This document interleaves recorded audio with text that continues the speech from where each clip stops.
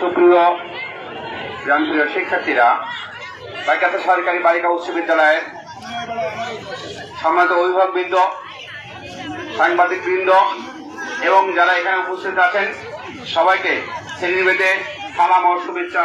আসসালামু আলাইকুম।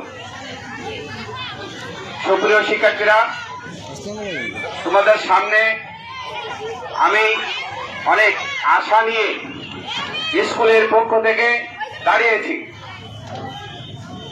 আমার সন্তান তুল্য মেয়েরা, আশা করি তোমরা এখানে আমাদের স্কুলে যে শিক্ষকগুলো আছেন, আজকে উপস্থিত সব শিক্ষক তোমাদের সামনে রাস্তায় দাঁড়িয়ে আছে, রাজপথে।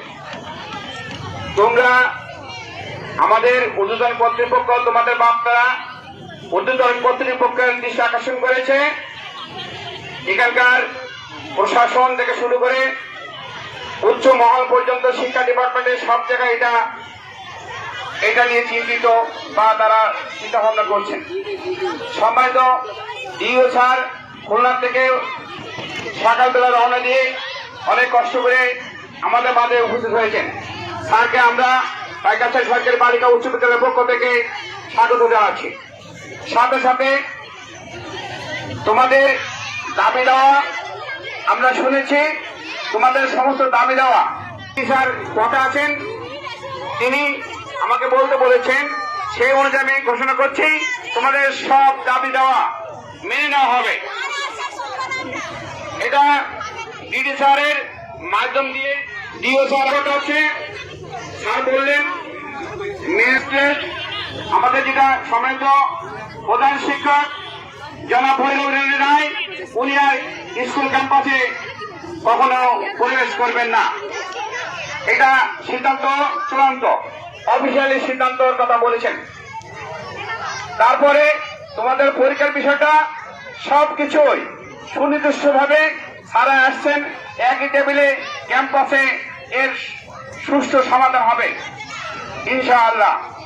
তোমরা তোমাদের এই রেখে আমাদের খুব কষ্ট হচ্ছে। আমরা আন্তরিকভাবে দুঃখিত যে আমি বিশ্বাস করি তোমরা ক্যাম্পাসে ফিরে যাবে। ডিডি স্যার আসার পরে এর সুষ্ঠু সমাধান অবশ্যই হবে। আমরা তোমাদেরকে আহ্বান করছি, খুবই অনুরোধ বলো, আহ্বান বলো করছি, তোমরা সবাই ক্যাম্পাসে চলে যাবে। আমরা সবাই তোমাদের সাথে নিয়ে ক্যাম্পাসে যেতে চাই এবং ডিডি স্যার আসার পরে এর সব কিছু পরীক্ষা থেকে শুরু করে তোমাদের দাবি আমরা সবগুলো ফাইন্ড আউট করে যত দ্রুত সম্ভব এর সমাধান করা হবে ইনশাআল্লাহ। আমি তোমাদের সাথে বলছি, তোমরা আমাদের সাথে বা তোমাদের সাথে আমরা এখন ক্যাম্পাস মাধ্যমিক উপজেলা মাধ্যমিক শিক্ষা অফিসার তোমাদের তো অনেক সময় এখানে দিয়েছেন, অনেক কষ্ট করছে। তোমরা মনে হয় যে সবাই যদি যাও, আমাদের স্কুলের সমস্যা স্কুলের ক্যাম্পাসে সমাধান হোক।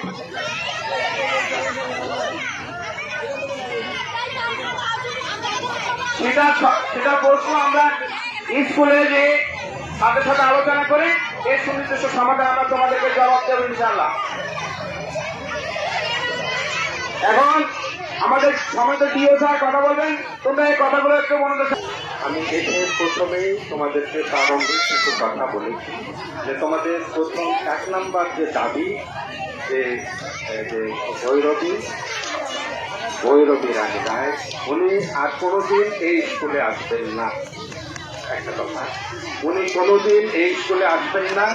সিস্টেমেটিক ভাবে আজকে থেকে উনি এই স্কুল থেকে মোটামুটি চলে গেছেন। এটাই তোমরা জেনে রাখো, এটাই ধরে রাখো।